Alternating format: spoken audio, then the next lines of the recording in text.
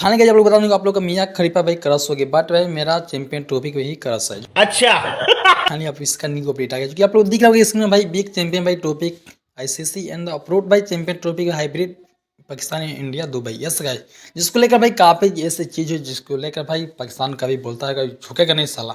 भाई झुकने के बाद भाई अलग है भाई, इन पाकिस्तान वाले भाई निहुर गए भाई इंडिया के सामने। यस गाइस, अच्छा। एक नोट आप लोग को दिख रहा होगा इसमें फाइनली भाई बिग चैंपियन ट्रॉफी का अप्रोड पाकिस्तान इंडिया भाई दुबई। यस गाइस, जो कि भाई इंडिया वाले का भाई कहना ये था मैं पाकिस्तान बिल्कुल नहीं जाऊंगा, बट यार पाकिस्तान का भाई कहना था आपको आना पड़ेगा पाकिस्तान खेलने के लिए।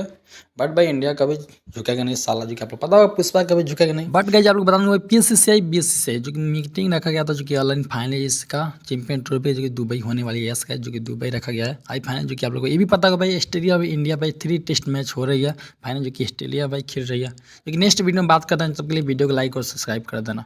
कर दो या सब्सक्राइब कर दिया, ठीक है चलो भाई थैंक्स।